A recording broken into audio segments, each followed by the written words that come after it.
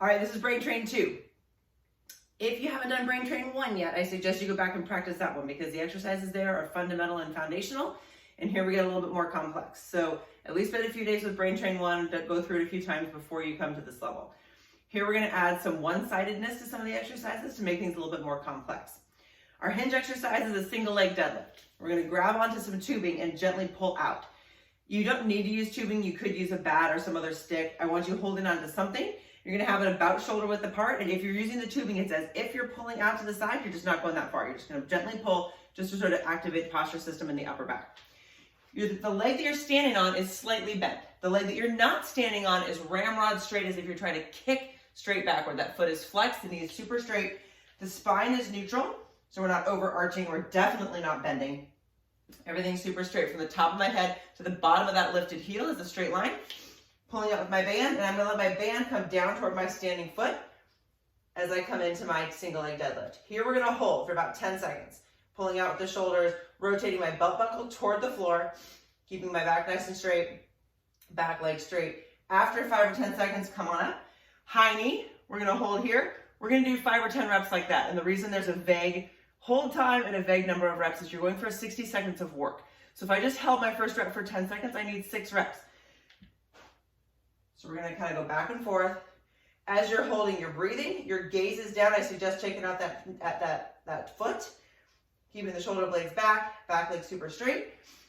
High knee, again, finding balance and control here, keeping your posture nice and tall, don't fall. The weight stays back in the heel of the standing foot. Feel like your tummy's kind of tight.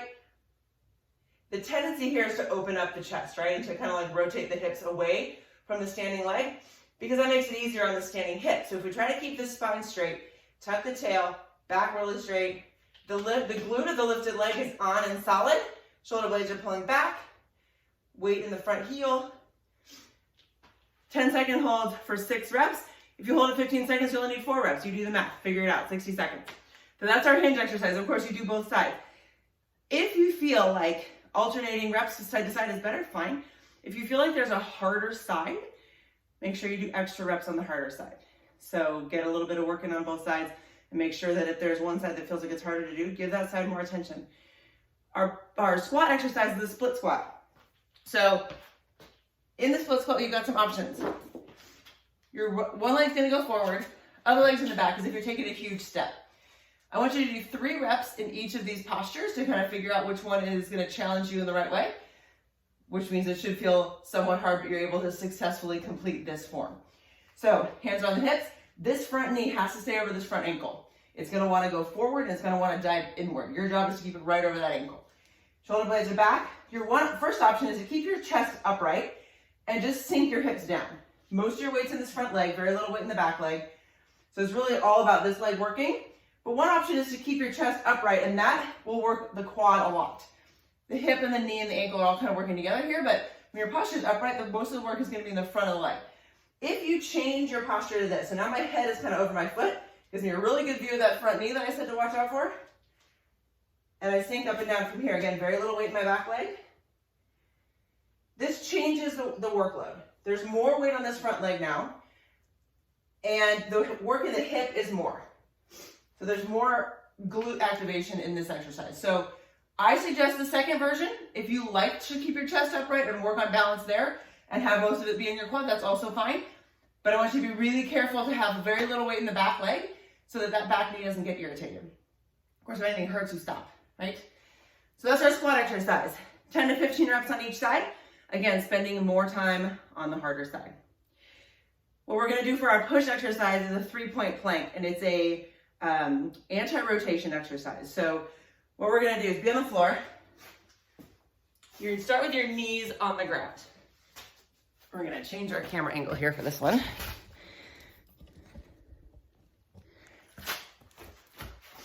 So you start on the ground in knee plank. Okay, so your hands are on the floor, shoulder width apart, tuck your tail under, back is straight. All you're gonna do is bring your one hand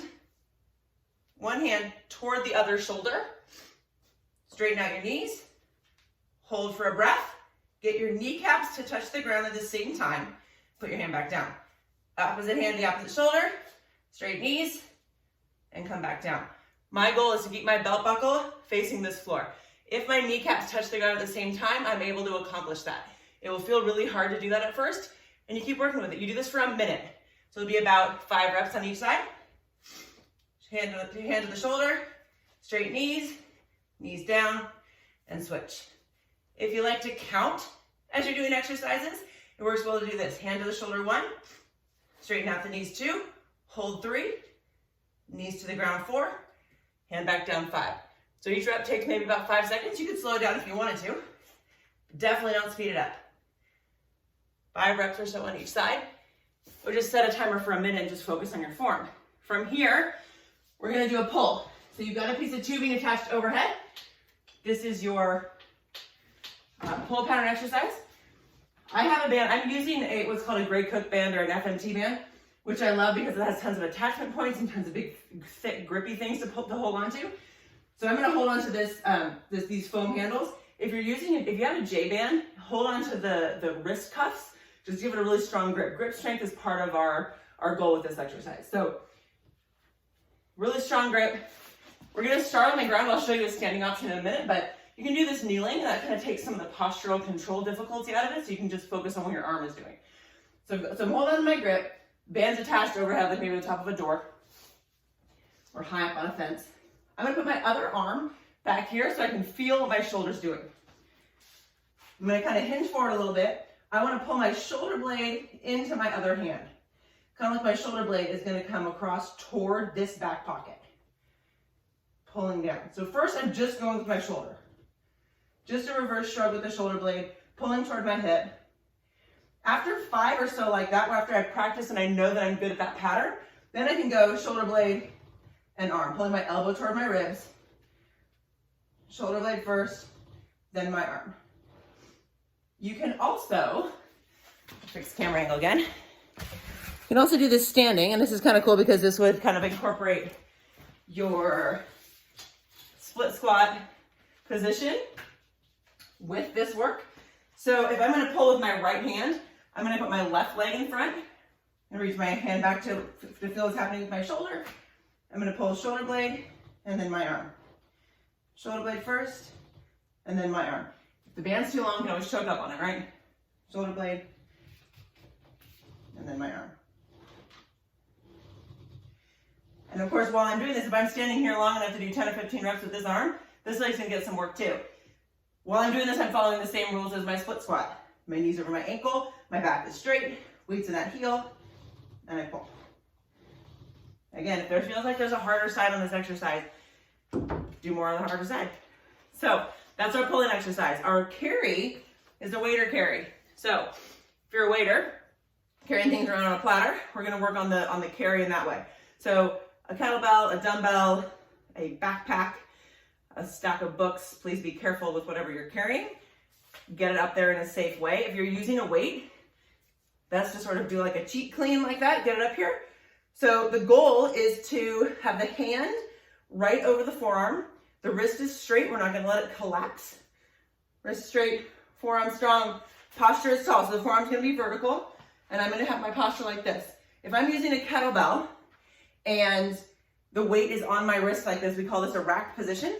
Kettlebells are awesome because they're offset, so we could also go bell up. This makes it much, much harder. Grip strength is a huge part of this, plus this is unstable, and it's wiggling back and forth. My rotator cuff has to work really hard just to hold it here, just to keep it here. So then our goal is to walk with this like this for a minute. So we walk back and forth. You can break it up into smaller sets at first. Say I do 30 seconds on my right side, 30 seconds on my left side, and I go for 2 sets. A minute in this position. Walking forward. Watch the weight, then go backward. That's a waiter carry. So you're holding it at the height of your shoulder. Please put it down as carefully as you picked it up. So waiter carry. Our hold is gonna be our side plank. So we start in our front plank. Start in front plank. Feet about shoulder width apart to start with. And then you're gonna roll your heels to one side, bring your arm up. I suggest this arm being up high. It doesn't truly matter what it's doing, but it helps with the maintaining posture if your arm is just shooting up toward the sky. This armpit is pulling toward the hip. What we don't want is to be up here too high, big rainbow. We of course don't want to let things sag either. So we're here. If you need more, first thing is bring your weight into your heel of your bottom leg. So right now I'm on my right side. I want my right heel to feel like it's really holding most of my weight. If you want more, you can bring the feet on top of each other. If you need more than that, you can bring this leg up. But at no time can you compromise your form. So for me just now, if this leg comes up high, maybe I'm there for 5 seconds with quality, and then I start to struggle. So I go 5 seconds at a time. Again, we're looking for a minute in this position with breaks as needed. So say I'm in here 20 seconds. Then I'm gonna go stack my feet, or unstack my feet so one's in front of the other. Then I'm gonna resist rotation as I rotate back down. So I'm gonna keep my trunk as one solid piece, other hand to the ground, and then I keep my trunk as a solid piece as I then go the other way. And I'm there for 20 seconds. And if I'm doing 20-second holds, I need 3 reps to get to my 1 minute of work, yeah? Last thing we're doing is a metabolic. So metabolic is we're gonna jack up the heart rate. We're going to, basically it's kind of like a sprint. These are exercises that don't take any space, but take a lot of effort. Sometimes you need, not for today, but with some of our things, we're gonna maybe use a stair, something like that. But the idea is sprint, high intensity effort for only 30 seconds. Then you're gonna recover, completely recover for 1 minute, and then you go again for 30 seconds, attempting to beat the number of reps maybe that you did in the first set.